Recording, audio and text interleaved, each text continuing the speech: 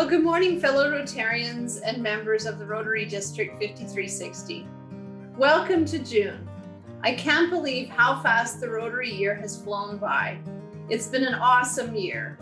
We've done a ton of good work. We've learned so much. Remember when we were still figuring out how to do Zoom meetings? And now we can do a Zoom meeting at the drop of a hat. We record our meetings, we videotape sessions like today, and now we've already had 2 virtual conferences. We've inducted new members on Zoom, we've fundraised online, and we've provided some pretty unique service opportunities to our most vulnerable citizens. We've accomplished a lot, and June is a great time to reflect back on some of our accomplishments and to share some good news with each of you. As part of my responsibilities as District Governor, I am required by Rotary International to report to you, our members, the distribution of our district designated funds in the numerous projects which we have been involved in.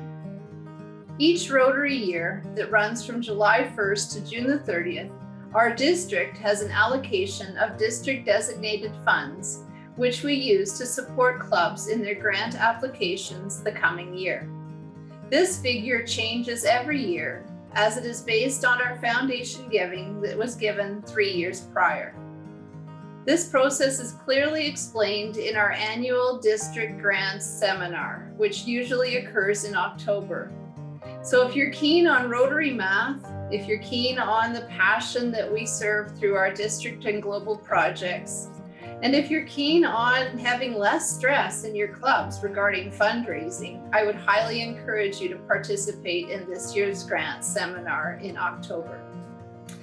Now's the time to grab a pencil and a piece of paper and jot down some very important figures. This Rotary year, our district had $204,185 to use towards district designated funds, or DDF. Using a 1.34% US exchange rate, this turns out to be $273,608 Canadian. DDF funds in our district were allocated into 6 different areas. The first one was district project grants for COVID-19 related projects, and this came to $60,403. Our District Priority 1 grants came to $111,263. This enabled clubs to apply for COVID projects and District Priority 1 projects totaling $171,666. This year's district scholarships came to $17,667. Our district youth grants came to $10,000. Our District Priority 2 projects came to $36,325. And in January, we were able to allot a second group of applications after COVID needs were identified, which came to $34,700. These 6 categories came to a total of $270,358 Canadian dollars. We always build in a $250 contingency amount and a $3,000 administration budget item to give us a total of $273,608 spent in our district designated funds for our district projects. We had $337,012 available and dispersed $225,000 to 16 global grant projects, and $50,000 was donated to global peace centers. The remaining funds are rolled over to the next Rotary year.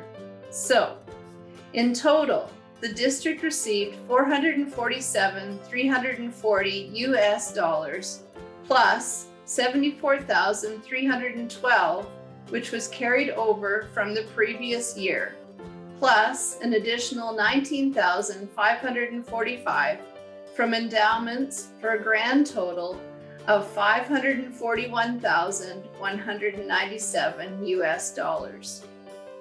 Of that, $204,185 went to various district projects. scholarships, youth programs, and $225,000 US went to global grants and $50,000 to global peace centers. The remaining funds were carried over to the next Rotary year, where we have already allocated the funds, including the carryover. Carryover funds are used on global grants. A complete listing of each grant and each associated club is in a document which has been posted to the district website, listed under the documents for the upcoming AGM. Our district's AGM will be held on June the 7th. Please register to attend by finding the registration under the upcoming events. Speaking of which, I think a little bit of time is available to tell you a little bit more about what's happening in the next 5 weeks of our Rotary year. Our club leaders and interested members can attend the Club Leadership Training Session number 3 on June the 2nd. Our annual general meeting for our district will be held on June the 7th, and our project fair will be on June the 9th. The project fair is typically held in the House of Friendship during our regular conference. However, this has changed for this last year. Our international convention for Rotary International will be held June the 12th to June the 16th. It's virtual, it's going to be a lot of fun, and I hope that you will register.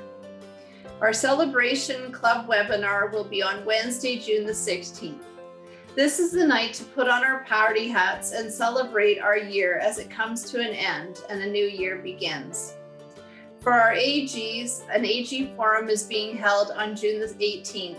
And for our committee chairs and committee sub-chairs, a district leadership training session will be held on June the 19th. Our final district board meeting will be held on Friday, June the 25th at 9 o'clock in the morning. It's a time to circle the wagons, to update our members on activities and projects to date, and to thank those who are finishing terms. An official passing of the baton, if you will.